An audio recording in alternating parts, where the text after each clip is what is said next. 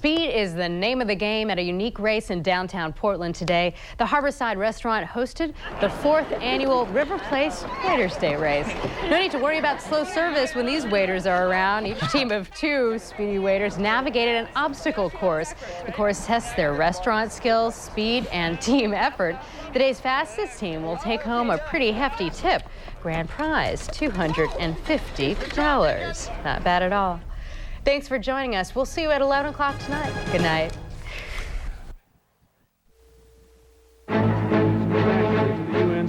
The United Nations at 50. President Clinton opens the largest gathering ever of world leaders, while Cuba's Fidel Castro speaks for the smallest and poorest nations, and how city people's big dreams are threatening the big sky. From ABC, this is World News Sunday. Here's Carol Simpson.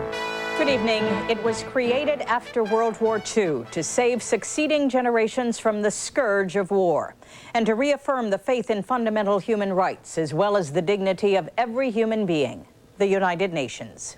The heads of state of more than 150 countries are in New York tonight to celebrate the 50th anniversary of the UN. To some, it's an opportunity for conciliation. To others, the chance to give a very public cold shoulder. We begin with ABC's David Ensor. They are some of the world's most powerful people. Presidents, prime ministers, kings, heroes, some of them, and villains. For more than 20 minutes, as they waited to be photographed, Boris Yeltsin and Jacques Chirac, Yasser Arafat, and Yitzhak Rabin, Fidel Castro, all were taking orders from a man from Kodak. If I could have all of you gentlemen step back to the back rail. For President Clinton, it was a chance to warm up the difficult relationship with China and to ask world leaders for help with the fight against international crime, especially drug trafficking. I directed our government to identify and put on notice nations that tolerate money laundering. Clinton aides say several nations, including Mexico, Panama, Colombia, Thailand, and Austria, will face sanctions soon if they don't stop their banks from laundering drug money. The president also banned U.S. citizens and companies from making business deals with about 80 Colombian individuals and companies that U.S. officials say are associated with the Cali drug cartel. About 50 leaders spoke today, each bringing his or her own agenda. Russia's Boris Yeltsin brought his continuing anger over NATO bombing of Bosnian Serbs and warned again that Russian troops will not join a Bosnian peace force if it is led by NATO. The presence of so many world leaders in New York also attracted their opponents. And it required the largest security apparatus in New York history, including 3,000 federal agents. The leaders were asked to limit themselves to 5 minutes at the podium. Most of them succeeded. Even Cuba's Fidel Castro, who once spoke here for 4.5 hours, kept his speech today down to just 6 minutes. David Ensor, ABC News, at the United Nations. This is Bill Blakemore. The distance so carefully kept between Fidel Castro and President Clinton as they had their picture taken served Castro's purposes just fine. He was here to dramatize some differences. Clinton even helped focus attention on Castro amid all the other world leaders in the opening address. Throughout this hemisphere, every nation except one has chosen democracy. When that one country's leader stepped forward several speakers later, the military uniform of past appearances was gone. In its place, a business suit to show how he can fit in. He spoke now as elder statesman, but also still as champion of the world's small nations and billions of poor. 20 million men, women, and children are dying of hunger and curable diseases. Some wealthy nations have a life expectancy of up to 80 years, while others have hardly 40. He denounced the embargo of Cuba, which only America supports. We lay claim to a world without ruthless blockades that cause the death of men, women, and children. Castro got the longest applause of anyone this morning. Then he went in to lunch with other world leaders, including, one table away, President Clinton. After his strong start here in the role of elder statesman for the world's poor, Castro will keep hitting this theme. This evening, while other world leaders are at a gala dinner with President Clinton, Castro is speaking at a Baptist church in Harlem. Bill Blakemore, ABC News, New York. With so many world leaders competing for attention, it is easy to lose track of how the world and the United Nations itself has changed over the past 50 years. Here's ABC's John Donvan. Of that term. What kind of a difference can 50 years make? First, there's the membership. 1945, 51 nations banded together to form the United Nations. That's when large parts of the Earth's surface in Africa and Asia were still colonies or otherwise under the control of a few world empires. Today, membership has almost quadrupled, 185 independent nations. Non-members include Switzerland, which does not want to join, and Taiwan, kicked out in 1971 to make room for communist China. Then the cost. In 1946, the UN spent $24 million, mostly on refugees of World War II. The U.S. paid half. Now, with dozens of departments, the UN spends more than $4 billion a year. The U.S. share is about $1/4.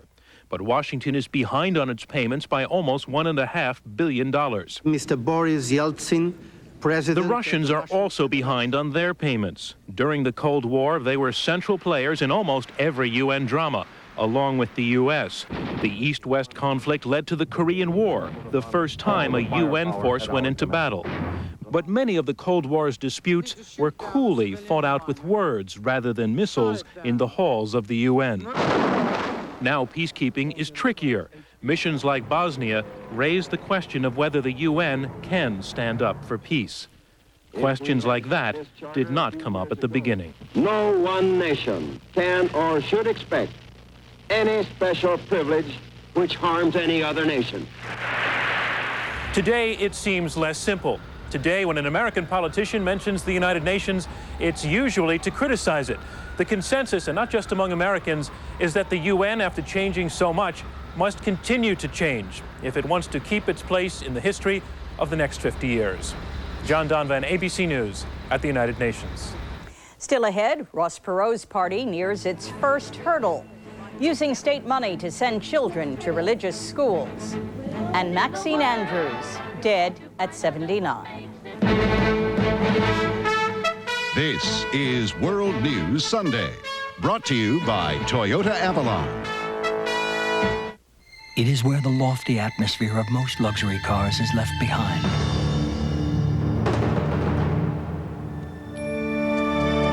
It is the American-built flagship of Toyota, Avalon. Combining refined performance, comfort, and Toyota's unparalleled reputation for quality, Avalon delivers the greatest luxury of all, peace of mind. Avalon, experience the tranquility. I can't fall asleep. I can't stay asleep. Try Nitol Quick Caps to fall asleep fast and get a good night's sleep. Get Nitol Quick Caps. Nitol will help you get your Z's. So at Jenny's school play, I get this cough. Somebody handed me these Robitussin cough drops. They worked right away, and I could feel those vapors. Robitussin took the spotlight off me and put it where it belonged. Robitussin cough drops from the cough experts. For the first time since Reconstruction, a black man has a chance to become governor of Louisiana. In yesterday's election, Democratic Congressman Cleo Fields was among the top 2 vote-getters in a field of 16 gubernatorial candidates. Fields will face white conservative Republican Mike Foster in a runoff election on November 18th. In California, Ross Perot's followers have spent the weekend at shopping malls, gun festivals, and swap meets trying to get 89,000 signatures by Tuesday. That's the number they need to put Perot's new party on the state's presidential ballot. Perot has spent $360,000 in California in the last 3 weeks. ABC's Jim Wooten is there. Thanks anyway. They're running out of time. Help put third party on the ballot 96, please. These eager Californians answering Perot's call to replace two-party politics with a new party's politics. Put an independent party on the ballot for us. And all across the state this weekend, with just a couple of days left, a last-minute urgency has captured their drive for the 90,000 names they need. There's a little 11th hour bravado as well. The numbers are just starting to come in groups of 1,000. Terrific. So we're going to do it. Great job. Maybe so. Perot organizers say they have at least 50,000 registrations for the new party, and probably thousands more filed not with them, but directly with county and state officials. Still, Perot himself admits at least to the possibility of failure here, and knows whom to blame if that happens. In every state, one or of the two parties controls the offices, right? And they don't want this ugly little devil. That's their view of it. He's sure right about that. If Perot does organize unhappy voters in California and elsewhere, they'll be the swing vote in '96, both in the presidential and congressional races. And like so much in America, it would start right here. I guess that Perot's party has a 50-50 chance of getting on the ballot in California by the deadline. Of course, nobody will know until the official count is released in a couple of weeks, but if Perot does fail here, and ballot access is very tough in California, that won't be the end of it. A blow to his ego, maybe, a little nick in his bankroll, but he has plenty of both, and he means to be a player next year, with or without his party. Jim Wooten, ABC News, Los Angeles. In Milwaukee tomorrow, a congressional committee will hold hearings on one of the nation's most controversial educational experiments. Wisconsin is the first state to begin giving parents a choice of whether to use free vouchers to send their children to religious instead of public schools. Here's ABC's Kevin Newman. The morning routine in many Milwaukee homes. Rise with the sun, get the kids moving, then negotiate a bagged lunch they'll eat.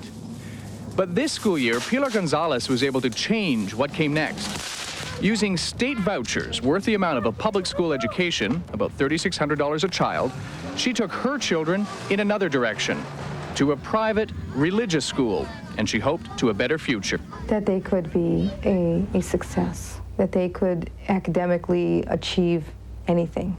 Our Father, who art in heaven. So Andreas begins his new class with a blessing, while his sister Bianca is introduced to weekly Mass. The challenges came quickly, some from other churches, arguing public money was financing religious schools, breaking faith with the Constitution. I think it's bad public policy to breach that wall. There's clearly a wall of separation between the church and the state. The state Supreme Court froze the vouchers while it considered the case. But the community responded with $1.5 million in private donations, which have kept the kids where they are, for now, where Wisconsin's governor thinks they should stay. The money does not go to the school, does not go to perpetuate religion. It goes to a parent or parents, and they make the choice where they want to send their children. It was the governor who initiated the country's first school switching program for low-income families 5 years ago. When he expanded it this year from 800 to 15,000 students and included religious schools, Milwaukee's public schools joined the court challenge, fearing the resulting 15% drop in their enrollment and funding would threaten what they provide. There really is no other place where people of all races and all economic backgrounds and all religions come together in one place. Aside from familiar arguments over rights and responsibilities, there's little legal precedence to guide the justices in this case. Nor is there widespread agreement over whether giving parents more choice has helped their kids get better marks.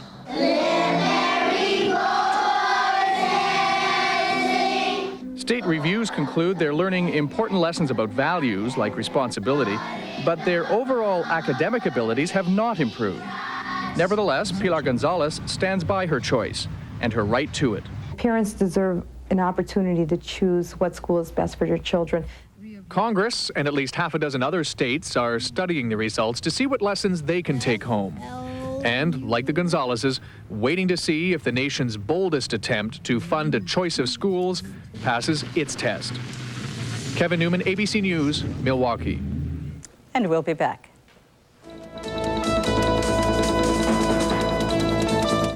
Traces of crimson on your toothbrush, bleeding gums. It's caused by germs. Listerine kills them. It helps prevent the gum disease, gingivitis. Kill the germs, spare your gums. Listerine, the power of prevention. Introducing the only denture cleanser with Listerine ingredients. New Epident Plus to fight denture odor. It kills 99.9% of the germs that cause denture odor, so you can get this close. New Epident Plus. Kill the germs, kill the odor. To build something that endures takes hard-working people. People who care. People with vision. And the strength to see the job through. We know, since 1904, that's how we've built a name for ourselves in financial services. Providian. Insurance, credit, and retirement savings. When was the last time you played in the rain? Let your hair go wild. Flexed your muscles to the world. Stayed up past your bedtime. When was the last time you really had fun in a car? Riviera by Buick. Go ahead, express yourself. 30 years ago, we promised to take care of each other. We sure did. And today, we're taking better care of our health with Ensure. More than a vitamin supplement, Ensure is a delicious drink with all the nutrients adults need to help stay healthy, active, be energetic. Drink Ensure as a meal. Or in between meals.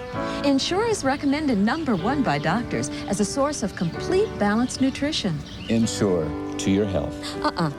To our health. Also try Ensure High Protein. It's low in saturated fat. Nearly every month, we hear about more Americans leaving crowded, traffic-snarled, crime-ridden cities.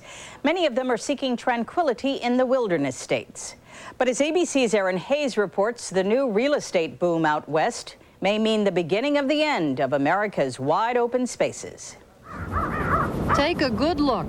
Wide-open vistas like this won't be wide open much longer. Much of the West is up for sale, and the push is on to develop it. Tell you about a brand new condo project, the first one in Park County. Even has a little lake where you can do your casting. Real estate offices are springing up everywhere. And private ranch land that was home to deer and antelope is now home to homes. Subdivisions are gobbling up what's left of America's frontier. Even many spaces that look open soon won't be. From this area, clear across. Montana County Commissioner Terry Sarazin points out the example of Wineglass Mountain near Livingston. The plans have been filed. A full-scale subdivision is already in the works here. That's what's happening now. Everybody's just, they find this piece of land they like, so they're building there, and there's no control over it.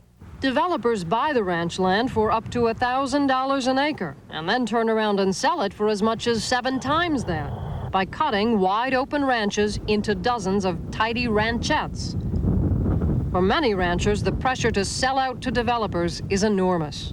There's 23 acres in that one. Don and Irene Clark say they had no choice but to sell their ranch. Taxes have been soaring, and cattle prices are at rock bottom. You might make ends meet if you got lucky, but I didn't feel lucky. As the open ranges disappear, the concern is that wildlife will disappear here as well. Along the Yellowstone River, herds of wild elk have roamed for centuries, but over 40 miles of the riverfront have been mapped for subdivisions. All of this development has created some unusual alliances. Worried about the disappearing ranch land, some ranchers are teaming with environmentalists, trying to preserve what is left of the open spaces. Bud and Sandra Cahill signed an agreement with the Montana Conservation Group, putting their ranch in a trust that will keep it from ever being subdivided. In return, the Cahills will get federal and state tax breaks. You're doing a good job there, Will. The Cahills' 4,000-acre ranch might have brought them well over $1 million. But there's more to life than money. My richness, I think, comes from the land and the beauty around and the spiritual qualities you get from that. It is the richness of this land that has so many moving here. But the irony is that as more and more stake their claims, the very things they seek could gradually be destroyed. Erin Hayes, ABC News, Livingston, Montana. Maxine Andrews, one of the singing Andrews sisters, has died of a heart attack on Cape Cod. He was the top man at his craft, but then his numbers came up and he was gone with the draft. He's in the army now, a blowing reveille. He's the boogie-woogie bugle boy of Company B. It was during World War II that Maxine, Patty, and Laverne captured the nation's fancy with their toe-tapping songs. Don't sit under the apple tree with anyone else but me. The Andrews Sisters earned a dozen gold records and appeared in 19 movies. Laverne died in 1967. Patty left show business. It was Maxine who kept the legacy alive by performing in one-woman shows. One of her last performances was in Hawaii during ceremonies marking the 50th anniversary of VJ Day. Maxine Andrews, dead at 79. It wasn't much of a gift shop. It wasn't much of a fire. It was pretty much everything to Joe and Linda. It was gone pretty fast. A small, bright dot in the night sky, then nothing. And by now, someone may be watching this and saying, not unkindly, but still saying it, who cares? So we just wanted to say, well, there's Joe, there's Linda, and there's us. Cigna, a business of caring. This is steel wool on a typical scratch-resistant lens, and this is a DuraLens. No other plastic lens is more scratch-resistant. It's great. Only LensCrafters has them, and even these will be ready in about an hour. It's a nice fit. New DuraLens, only at LensCrafters. The doctor said, what? Listen, if you're a woman and you get heartburn, should you take my Lanta liquid, which has aluminum and magnesium? Or should you take Tums Ultra with calcium? Something your body needs anyway. If you're not sure, ask your doctor. See what she says. Ah, the good old days of supermarket shopping. When nothing stood between you and your next meal. Nothing. But today, there are materials that help lock out harmful contaminants and reduce spoilage, keeping us safe and the food we eat fresh. Plastics make it possible. So now, the rest is history.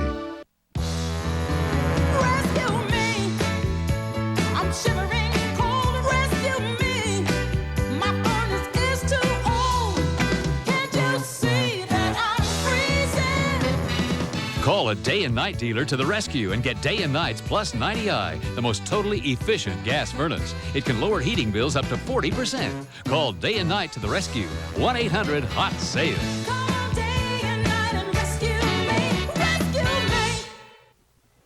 70 of the nation's federal prisons remain on lockdown today after riots in 4 states over the last 3 days. The uprisings began after the House of Representatives voted Wednesday night against changing drug sentencing laws, which mean the sentences for crack cocaine are much more severe than those for powder cocaine. The effect of the law is that most black prisoners serve longer sentences than whites, and that was one of the issues raised at Monday's Million Man March. Federal prisoners were allowed to watch the march Monday on television and undoubtedly saw the crowds and heard the speakers. But as ABC's Jeff Greenfield reports, this was one where watching it wasn't the same as being there. Is a picture really worth 1,000 words? Well, sometimes it is, when a single image captures a dramatic moment of human celebration or suffering, of natural splendor or disaster. But there are also times when pictures, no matter how powerful, cannot capture the reality of an event. We know, of course, that the camera sometimes acts as a magnet for attention seekers, that we capture behavior that would not have happened if the cameras had not been present. But sometimes there's a more subtle dilemma. Take the coverage of the Million Man March on Monday. The pictures told of the sheer size of the gathering, and they conveyed the sense of pride that the participants found. The joy that so many others felt the same sense of passion about what was happening back home in their communities to their children. But for all that the pictures told you, there was so much at the heart of this gathering that the pictures could not show you. For me, the real story came when I stood or sat with dozens of participants without a camera or a microphone and just listened. No one was posturing for the benefit of an audience. Instead, the men talked about their lives, their jobs, their families. And they asked more in frustration than in anger why it was so hard to see any of that portrayed in the mainstream media. Or they talked about what it meant to greet perfect strangers as friends and allies without any of the sense of wariness or suspicion that afflicts so many and that so many feel afflicted by back home. Or they talked about what it meant to be seen first, last, and only as one of them. And even as they talked with pride about what had brought so many of them to one place, they wondered why it was so hard for mainstream journalism to see beyond pigmentation as the definition of who they were. The conversations went on far too long to be broadcast as part of a television news story, but to me they represented what really happened. And that raises an unsettling question. How often do we present a concise, fair, accurate TV news report of an event and miss the heart of what really went on? I'm Jeff Greenfield. And we'll be back.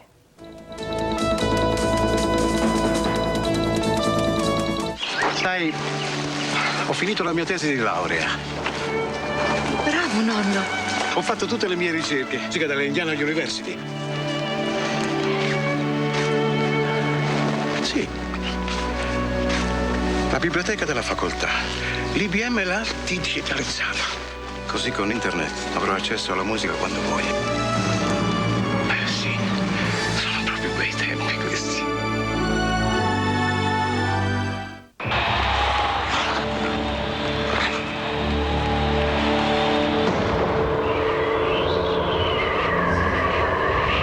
Anacin, more relief than the regular strength of Bayer or Tylenol. Anacin, when you really got a headache. Please pass the all fruit. Polaner All Fruit is real fruit, sweetened only with fruit juice. Would you please pass the jelly? You'll call it delicious, you'll call it remarkable, but please don't dare call it jelly. This week, the house doctor's prescription for a warm house. Plus, is your world spinning faster and faster? Learn the secrets of beating the rat race on Good Morning America. Here on ABC. Finally tonight, as Game 2 of the World Series gets underway, we take a look at one of baseball's youngest players. He's finding a way off the diamond to keep the game's heroes in the public eye. Here's ABC's Dick Schaap. Someday, Ken Griffey Jr. of the Seattle Mariners, Greg Maddux of the Atlanta Braves, and Eddie Murray of the Cleveland Indians are likely to end up where James Fiorentino already is. Fiorentino, an 18-year-old college shortstop, is the youngest person in the Baseball Hall of Fame. Not for his bat, not for his glove, not for his arm, but for his brush, for his watercolors, for his art, his stunningly realistic portraits.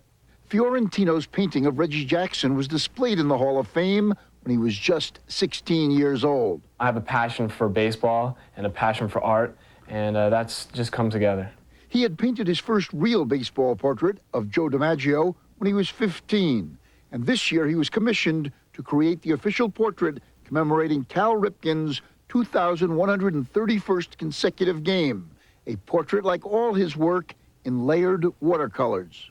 I try to capture what they stand for, the athletes like Ripken, and try to get that attitude in the painting. Fiorentino, a freshman at Drew University in Madison, New Jersey, majoring in art and business, has no trouble picking his favorite artist, Norman Rockwell. I just love looking at his work over and over again. He's a genius. I really want to be the Norman Rockwell of my time. Do you want to be Norman Rockwell or do you want to be Cal Ripken? Wow.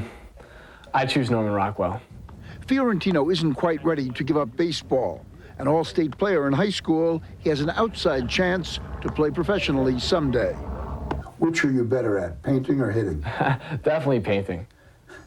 But your arm is pretty good. Yeah, I have a pretty good arm now. And a great eye. Dick Schaap, ABC News, Madison, New Jersey. The news at